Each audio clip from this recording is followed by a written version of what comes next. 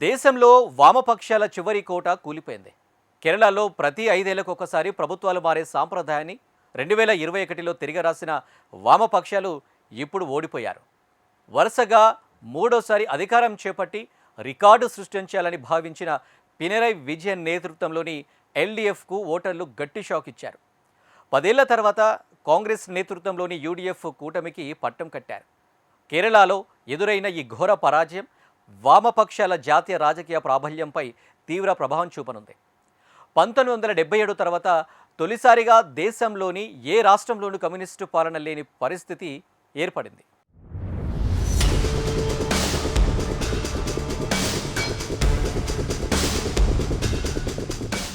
కేరళలో వరుసగా హ్యాట్రిక్ కొట్టాలనుకున్న వామపక్ష కూటమికి గట్టి షాక్ తగిలింది. రాష్ట్ర ప్రజలు 10 ఏళ్ల తర్వాత కాంగ్రెస్ నేతృత్వంలోని యూడీఎఫ్ను గెలిపించారు. 2024 లోక్సభ ఎన్నికలు, ఇటీవలి స్థానిక సంస్థల ఎన్నికల విజయాలతో ఉత్సాహంగా ఉన్న యూడీఎఫ్ భారీ ఆధిక్యతతో విజయం సాధించింది. కేరళలో గతంలో 5 ఏళ్లకోసారి అధికార మార్పిడి సాంప్రదాయం ఉండేది. అయితే 2021లో సీఎం పినరై విజయన్ సారథ్యంలో రెండోసారి ఎల్డీఎఫ్ విజయం సాధించింది. 10 ఏళ్ల పాటు అధికారంలో ఉన్న ఈ ప్రభుత్వం మీద ఉన్న సహజ వ్యతిరేకత కూటమికి బాగా కలిసొచ్చింది. అదే సమయంలో ఎల్డీఎఫ్ పాలనలో పెరిగిన నిరుద్యోగం, జీవన వ్యయం పెరుగుదల, ఉద్యోగులకు జీతాల ఆలస్యం లాంటివి వ్యతిరేకతను పెంచాయి.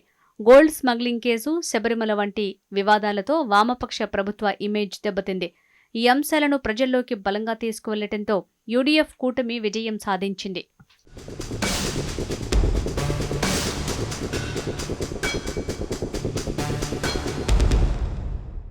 కేరళలో క్రైస్తవ, ముస్లిం ఓటర్ల వర్గాలే కీలక పాత్ర పోషిస్తాయి. ముస్లింల్లో మంచి పట్టున్న ముస్లిం లీగ్ యూడీఎఫ్ కూటమిలో ఉండటంతో బాగా కలిసొచ్చింది. 2 ప్రధాన పార్టీలు కలిసి పోటీ చేయటంతో ఓట్లు చీలకుండా జాగ్రత్త పడ్డారు.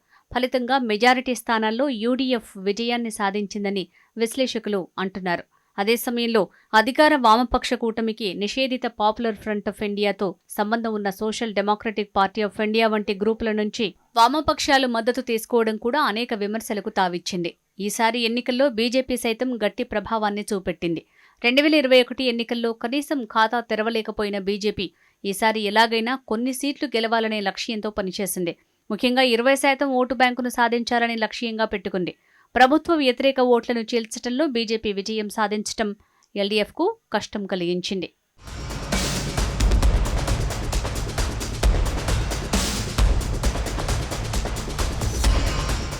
కాంగ్రెస్ నేతృత్వంలోని యూడీఎఫ్ గెలుపులో మేనిఫెస్టో కీలక పాత్ర పోషించింది. సంక్షేమ హామీలతో పాటు పరిపాలనా సంస్కరణలతో కూడిన మేనిఫెస్టోను రూపొందించింది. ఇందులో భాగంగా మహిళలకు ఉచిత బస్సు ప్రయాణం, కళాశాలలకు వెళ్లే బాలికలకు నెలకు 1000 రూపాయల సహాయం, 3000 సంక్షేమ పింఛన్, కుటుంబానికి 25 లక్షల వరకు ఉచిత ఆరోగ్య బీమా, యువ పారిశ్రామికవేత్తలకు 5 లక్షల వరకు వడ్డీ లేని రుణాలు ఇస్తామని హామీలు ప్రశ్నలను ఆకర్షించాయి.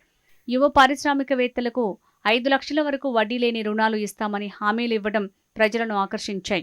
కాంగ్రెస్ అగ్రనేత రాహుల్ గాంధీ ప్రచారం కూడా కలిసొచ్చింది. అసెంబ్లీ ఎన్నికల ముందు జరిగిన స్థానిక సంస్థల ఎన్నికల్లో యూడీఎఫ్ అనేక పంచాయతీలు, మున్సిపాలిటీలు, కార్పొరేషన్లు గెలుచుకోవటం అసెంబ్లీ ఎన్నికలకు ఊపునిచ్చింది. అంతకుముందు జరిగిన 2024 లోక్సభ ఎన్నికల్లో కూడా యూడీఎఫ్ మెజారిటీ స్థానాలను కైవసం చేసుకుంది. అంతర్గత విభేదాలను పక్కకు నెట్టి అన్ని పార్టీలు సమన్వయంతో పనిచేశాయి.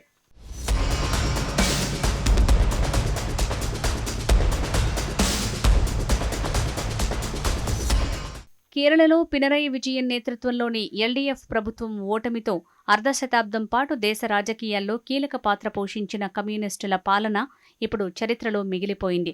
ఒకప్పుడు దేశంలో బలమైన రాజకీయ శక్తిగా వెలుగొందిన వామపక్షాలకు కేరళ చివరి కంచుకోటగా మిగిలింది.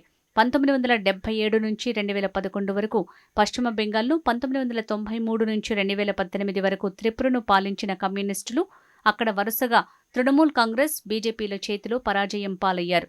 ఇప్పుడు కేరళ చేజారడంతో 1977 తర్వాత తొలిసారిగా దేశంలో ఏ ఒక్క కమ్యూనిస్టు ముఖ్యమంత్రి కూడా లేని పరిస్థితి ఏర్పడింది.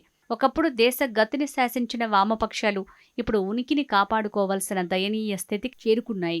ప్రస్తుతం బెంగాల్, కేరళ, త్రిపుర రాష్ట్రాల నుంచి వామపక్షాలకు కేవలం ఒక్క పార్లమెంట్ సభ్యుడు మాత్రమే ఉండటం వారి రాజకీయ పతనానికి అద్దం పడుతోంది.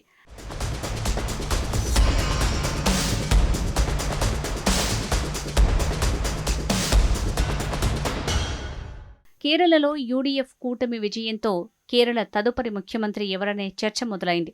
ప్రస్తుతం ఏఐసీసీ ప్రధాన కార్యదర్శిగా ఉన్న రాహుల్ గాంధీకి అత్యంత ఆప్తుడైన కేసీ వేణుగోపాల్ పేరు ప్రముఖంగా వినిపిస్తోంది. మరోవైపు అసెంబ్లీలో ప్రస్తుతం ప్రతిపక్ష నేతగా ఉన్న వీడి సతీశన్ ముఖ్యమంత్రి పదవికి ప్రధాన పోటీదారుగా ఉన్నారు. 2001 నుంచి పరవూర్ నియోజకవర్గం నుంచి వరుసగా గెలుస్తున్న ఆయనకు క్లీన్ ఇమేజ్ ఉంది. కేరళ కాంగ్రెస్లో అత్యంత సీనియర్ నాయకుడైన రమేష్ చెన్నితల పేరు కూడా పరిశీలనలో ఉన్నట్టు తెలుస్తోంది. తదుపరి ముఖ్యమంత్రి ఎవరు కాబోతున్నారన్న ప్రశ్నకు తిరువనంతపురం ఎంపీ శశి థరూర్ చాలా ఆసక్తికరమైన రీతిలో బదులిచ్చారు. నిజం చెప్పాలంటే ఆ విషయంపై నాకు ఎలాంటి క్లూ లేదు. మా పార్టీలో సీఎం ఎంపికకు ఒక పద్ధతి ఉంది. ఎమ్మెల్యేలతో చర్చించిన తర్వాతే కాంగ్రెస్ అధిష్టానం తుది నిర్ణయం తీసుకుంటుంది. మా వద్ద సమర్థులైన నేతలు చాలా మంది ఉండటం పార్టీకి శుభ పరిణామం అని థరూర్ అన్నారు.